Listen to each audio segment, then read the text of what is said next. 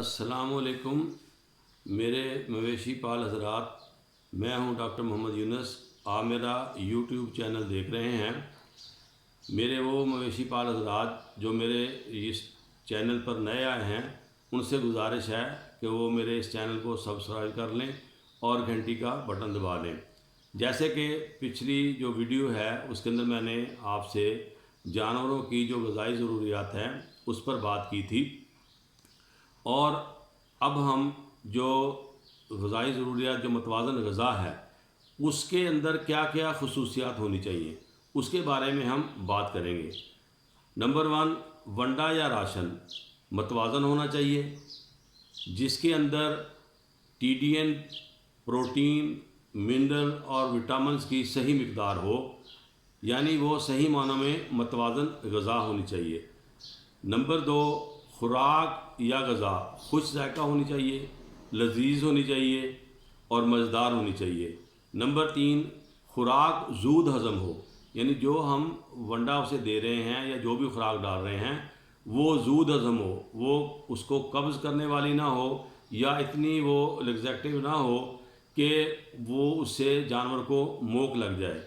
Number 4, खुराक के जानवर की सेहत पर अच्छे असरात होने चाहिए, यानी जो हम खुराक डाल रहे हैं उसकी असरात जानवर की सेहत पर उम्दा हों। नंबर 5, खुराक मुख्तलिफ़ ग़िज़ाई मवाद होना चाहिए, यानी खुराक के अंदर मुख्तलिफ़ जो है ना अज्जा होने चाहिए, सिर्फ़ 1, 2 या 3 पे ही मुश्तमिल नहीं होनी चाहिए। उसके अंदर 2-3 जो है ना ग़िज़ाई जो अजनास हैं या अशिया हैं उस पर मुश्तमिल नहीं होनी चाहिए। उसके अंदर जो है मुख्तलिफ़ चीज़ें, मुख्तलिफ़ अशिया होना ज़रूरी हैं। नंबर 6, खुराक ज़्यादा और मुनासिब चारा के साथ देनी चाहिए, यानी जो हमने चारा डालना है उसके साथ जो खुराक देनी है फालतू, जिसे हम प्रोडक्शन राशन भी कहते हैं, वो मुनासिब मक़दार में देना चाहिए, जो उसकी ज़रूरत है उसके हिसाब से देना चाहिए।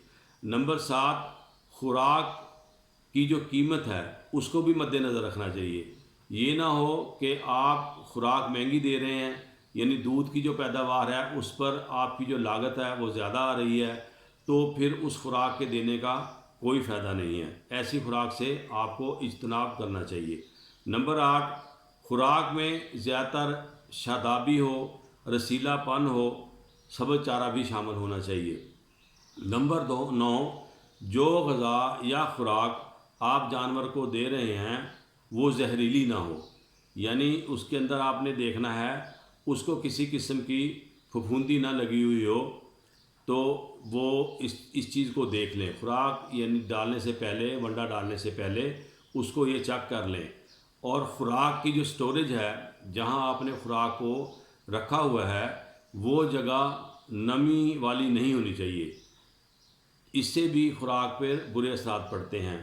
और ख़ुराक जो है ना वो ज़्यादा पुरानी भी नहीं होनी चाहिए, अगर ख़ुराक ज़्यादा पुरानी होगी तो उसको फिर फफूंदी लग सकती है और वो खुराक जानवर के लिए जहरीली हो सकती है। और ख़ुराक ऐसी देनी चाहिए जानवर को जिसमें दूध के अंदर नापसंदीदा बू ना आए, यानी ऐसी खुराक ना दें जब आप दूध दोएं तो उसके अंदर से खुराक की बू आए, तो वो भी फिर जो है ना उसके अंदर भी जो जब आप दूध की सप्लाई देंगे तो लोग उसको पसंद नहीं करेंगे। अब हम आते हैं जो दूध देने वाले जानवर हैं उनको खुराक देने के असूल क्या हैं, यानी किन असूल व ज़वाबित के तहत हमें जानवरों को खुराक देनी चाहिए। नंबर 1, खुराक देने के अंदर तसलसल होना चाहिए, यानी ये नहीं है कि आपने सुबह खुराक डाल दी है उसके बाद आपने सारा दिन जानवर को पूछा ही नहीं, ठीक है, इसके अंदर एक तसलसल होना चाहिए। और नंबर 2, खुराक को कभी भी अचानक तब्दील नहीं करना चाहिए, अगर हम अचानक तब्दील करेंगे तो इसके भी जानवर की सेहत पर भी और आपके दूध देने की पैदावार पर भी बुरे असरात पड़ते हैं। लिहाजा जब आप खुराक तब्दील करना चाहें तो उसको आहिस्ता आहिस्ता तब्दील करें, यानी अगर आप कोई वनडे में चेंज लेके आना चाहते हैं तो आप जो पहला वंडा दे रहे हैं और जो दूसरा वंडा आप देना चाहते हैं उसमें अगर से आप 2 کلو ونڈا دے رہے ہیں تو پہلے آپ 1 کلو نیا ونڈا اور 1 کلو پرانا ونڈا ڈالیں، یہ 2-1 دن دیں تاکہ جانور کا جو معدہ ہے نیا جو ونڈا ہے وہ اس کے اوپر ایڈجسٹ ہو جائے، وہ اس کو قبول کر لے۔ تو جو اچانک جو خوراک کی تبدیلی ہے وہ بھی جانور کے لیے اچھی نہیں ہوتی۔ اور خوراک کو دن میں 2 مرتبہ دینا چاہیے، کم از کم خوراک دینے کے جو وقفہ ہے وہ 12 گھنٹے کا ہونا چاہیے، اور خوراک مزیدار ہو، لذیذ ہو، اور اس کے اندر آپ چوکر، اس کو مزیدار بنانے کے لیے چوکر شامل کر لیں، شیرہ شامل کر لیں، نمک شامل کر لیں، یعنی حسب ضرورت جو آپ دیکھتے ہیں اس کو مزید مزیدار بنانے کے لیے وہ شامل کر لیں۔ لیکن اگر آپ متوازن خوراک دے رہے ہیں تو پھر ان چیزوں کو مکس کرنے کی کوئی ضرورت نہیں ہے۔ سبز چارہ کو ہمیشہ آپ کاٹ کر دیں،